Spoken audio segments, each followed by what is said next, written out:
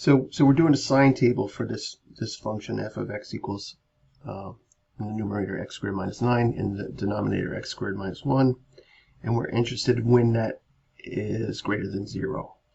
So I factor, I find the critical values, I set up my table, right? So you can see the separators of my columns are my critical values in order. The separators of my rows are my factors and the original function, and I want to pick test values. I can pick anything I want between, I want to pick test values left of, right of, and between, and I can pick anything I want.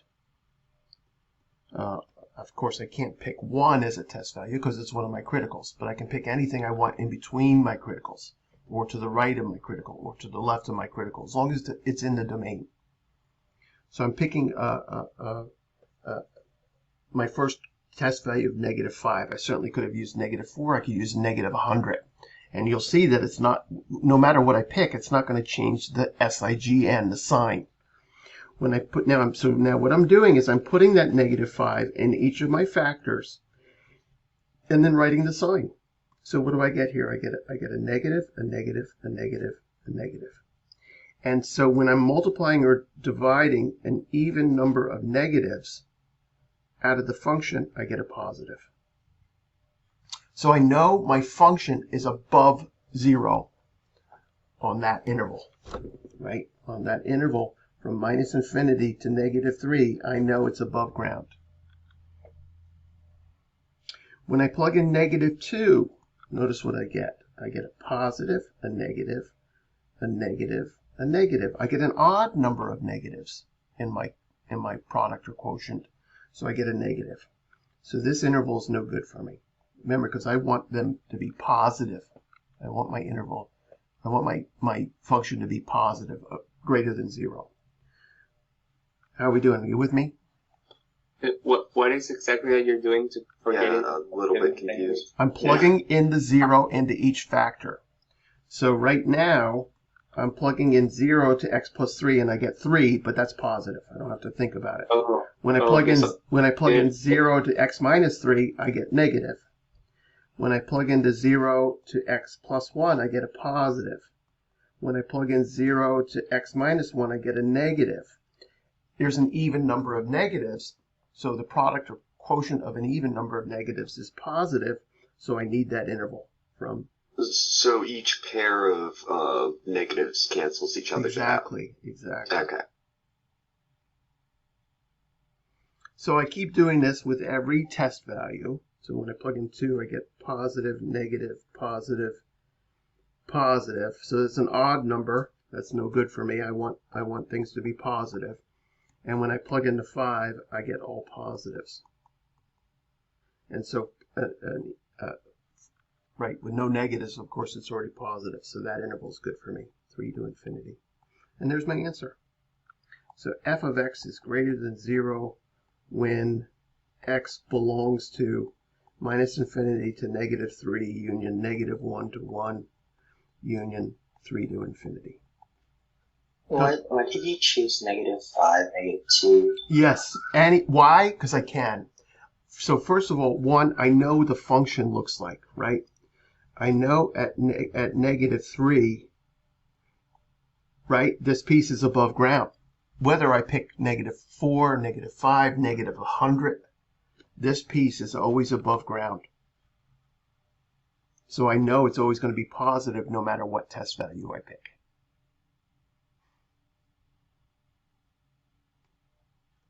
Right? This piece is between -3 and -1. And it's always below ground, right? This one's always below ground. So no matter if I pick -2.99 or -1.01 or -2, no matter what number I pick in between there, I know the graph is underground. I know my sign table should produce a negative.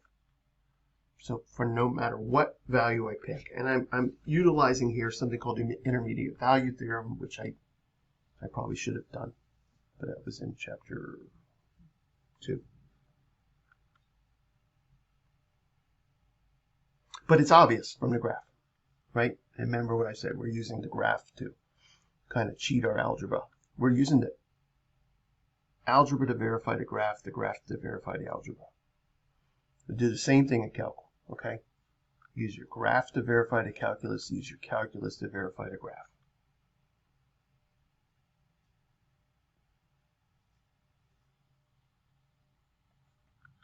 Pretty monstrous, pretty monstrous problem.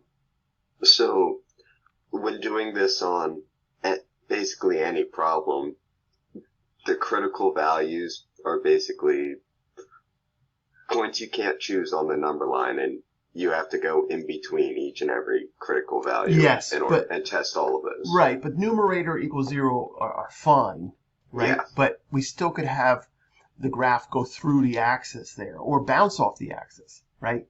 So we want to be careful. When you have a multiplicity of even, the sign table turns out to be quite different. But again, use the graph. Let's do one from the homework. Nice easy one. And then we'll do a difficult one.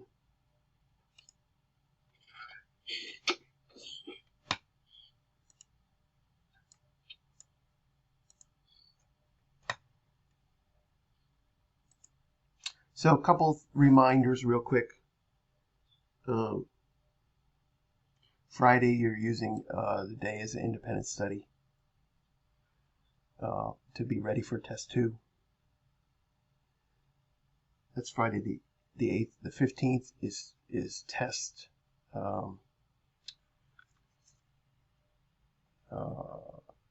test 2. The following week, the 22nd, will be observed by a colleague of mine, Professor Kevin Johnson. And then the following week, November 1st, will be observed by Dr. Milton Nash, the Dean of Math.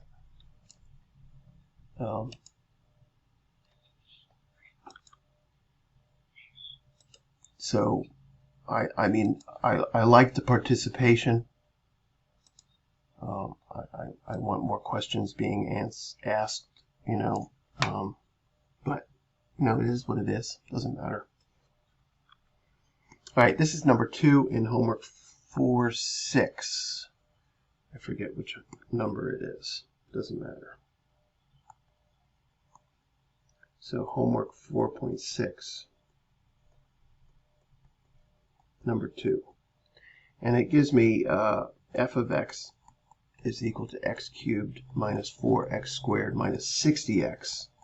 And I want to know when f of x is less than or equal to 0.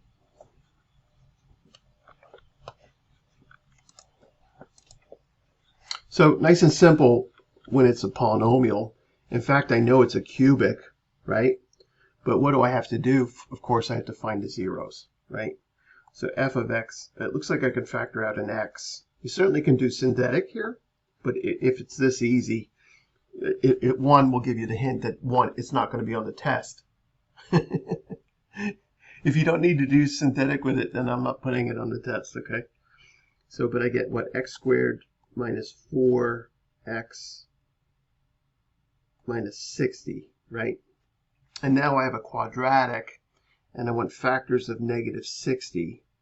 So 1 and 60, 2 and 30, 3 and, help me, 3 and 20, 4 and 15, 5 and 6, wait, is that it? No, 5 and 12,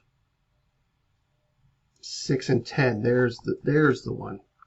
So I need a positive and a negative, right? So I get f of x is x times x plus 6, x minus 10. Everybody with me? Yeah. Nice. Yeah. So I'm ready to make my table. I have to find my criticals, I guess, right? So the critical values here are, I'm trying to do them in order, are negative 6, 0, and 10. Kind of nice, right? Because I know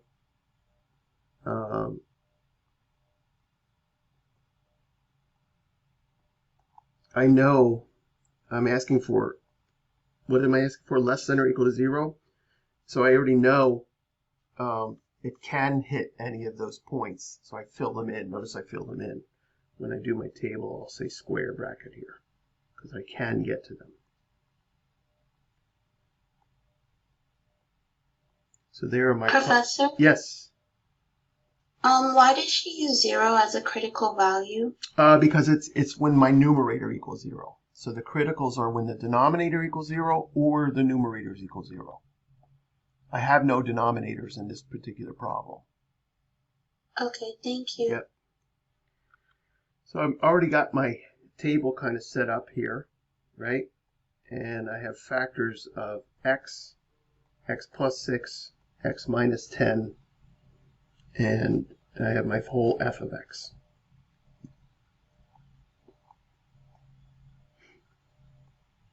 Professor, I have a question. Yes, Paris. In the other table, the little circles were open. Exactly, because I couldn't use them. Remember I had said greater than 0? So greater than 0 means above the axis. Less than 0 is below the axis. Equal to 0 means right on the axis. So since I have a less than equal, I can use these points in my intervals. Okay, got it. Right, yeah. It's tricky, it's subtle. So I'll check a -7, a -1, a 1, and a 20. Because I can pick anything I want. Left of, right of, and in between. I'm going to do my test values. Right? Do my test values. Into my pieces here, I get negative, negative, negatives, and negative. And look, I already know the worst case scenario here, right? Don't I already know the worst case scenario? I know the mother, right? I know they're all single. I know they're all multiplicities of 1. So I already know this answer, you see. But I'm just trying to connect it to the table. So when I plug in -1, I get negative, positive, negative. Double negative is positive. When I plug in 1, I get positive, positive, negative. Oops, sorry, positive, positive, negative. Those are positives. I get a negative. And look at that. Do you see that? When I'm negative and negative, I'm a below ground and below ground. Right? When I plug in the 20, I get all positives, and so I'm positive. So when I'm positive, I'm on this piece, and I'm on this piece. So the pieces I want are from -6 to 0 included, and 10 to infinity. Of course, I can include the 10, but not the infinity. So f of x is less than 0 on -6, call it 0 union 10 to infinity. Less than or equal to 0, right? The equal part gives me the square brackets. Isn't that when it'd be greater than 0 though? Or less than 0. Less than equal to, right? Remember, I had asked for less than equal to, so meaning 0 is okay. I'm okay with it hitting 0. Yeah, but in those sections, isn't that when f of x is greater than 0? Not less than? Oh, did I switch them? I switched them. I'm sorry. Yeah, so it'd be negative infinity I switched to them, yes. -6 included. I switched it, sorry. I switched it. Minus infinity to -6 inclusive union 0 to 10. There it is. Thank you. I'm thinking about the next problem. This is when we make mistakes, right? When you're driving home and you start thinking about what you're making for dinner or what show you're going to watch, that's when you get in a car accident. You got to be present. Stay with the problem that you're on.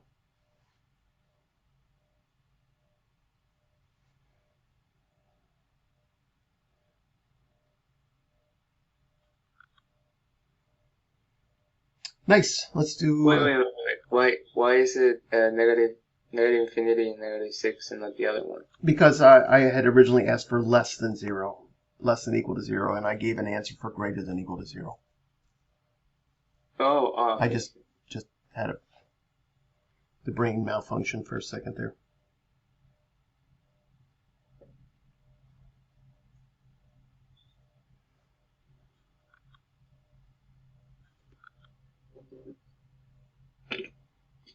Pretty nasty. You certainly can't expect more than one of these on your test, right? So Just make sure you practice.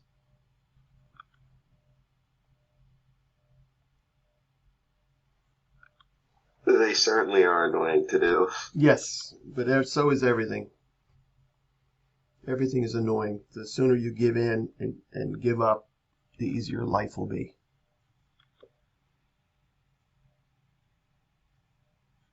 I don't know. Finding the difference quotient faster is pretty easy. Yes. So when it's less than 0, you focus on the negatives, and when it's greater than 0, you focus on the positives. Yep. I like above ground and below ground. When it's Right. less than 0, it's below the x-axis. When it's greater than 0, it's above the x-axis. Thanks. Yeah. Good. All right. Let's look at a tough one and then quit. I don't even know if we'll get it done.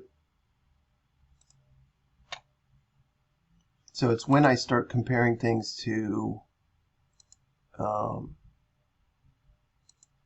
when I start comparing these different than 1. This one's tough too. I better do that one. This one's tough. No, this one's fine. Notice that's my horizontal asymptote, right? Do you see it? Oh, you can't see it. Sorry. Oh my God, Robert, what's wrong with you today? This is question 5. And I've got x plus 9 over x minus 17 is greater than or equal to 1. Stupid 17. Stupid number. I hate Math Excel. That's greater than or equal? Greater than or equal to 1. So notice that this 1 is my horizontal asymptote of the function on the left, right? This is really saying f of x is greater than or equal to 1. Does everyone see that it's the horizontal asymptote? Yeah. Right? Yeah, because it's x. No, I don't. Could you explain it? Sure. Look at what's the mother function of upstairs? X. Good. What's the mother function of downstairs? X. Good. What's x over x? 1. That's it. Horizontal asymptote of 1. Okay. Okay. Yeah. So, but the idea here, remember I said solve for 0. So I need to get everything on one side, right? So I'm going to take x plus 9 over x minus 17 minus 1 is now greater than or equal to 0. So you see I've got the same problem now that I had before, right? And so this is the only way to do it, okay? But then I need a common denominator, right? So I remember you did all of this stuff in your Algebra 2 class. But I have to multiply by what's missing from my denominator over itself. And of course I'm missing the x minus 17. So when I have two different terms, I have to do a little bit more work, like the problem before it. So now what do I have? I have an x minus 17 because I'm trying to get to factored form, right? This thing's not factored. I need it to be factored. This is a sum. I want a product. I want a product quotient, right? So I have x plus 9 minus x plus 17. So I've got, what, 26 over x minus 17 is greater than or equal to 0. I guess this is not that difficult. When I solve this problem, I'm going to solve the whole problem. When I solve this problem with a sign table, I solve the whole problem. And this one turned out to be very easy here. So critical values.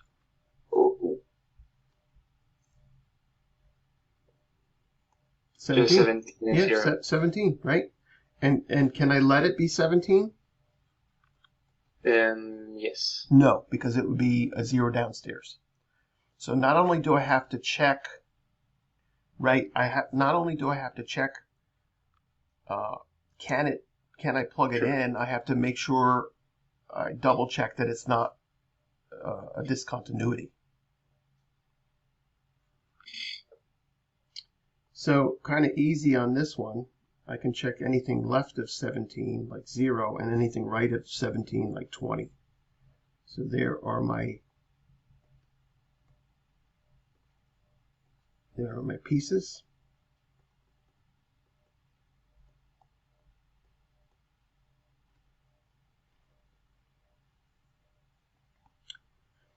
So when I plug in 0, I get positive and negative, so negative. And when I plug in 20, I get positive, positive, and positive. So obviously my answer is going to be on 17 to infinity.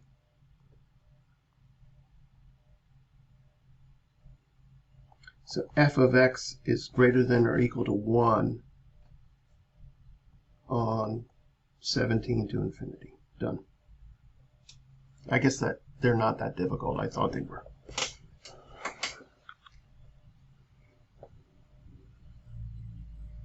I don't expect one that easy on your test. Expect one like I just did. Right, the first one I did. Yes, Grace. I have a question. Yes. Why did we use like the curved brackets instead of the square brackets? Because if I plug 17 into my function, it's 0 downstairs. Can't happen. Man, math is hard. When I can plug in, I use square brackets. When I can't plug in, I use open parens. So even though it's greater than or equal to 0, because this is a 0 downstairs, Yep. It's automatically off limits. Correct. Then it's a discontinuity? Yep.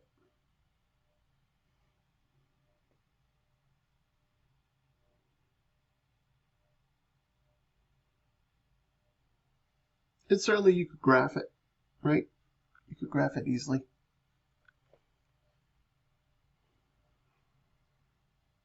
Okay, Friday. What's happening Friday?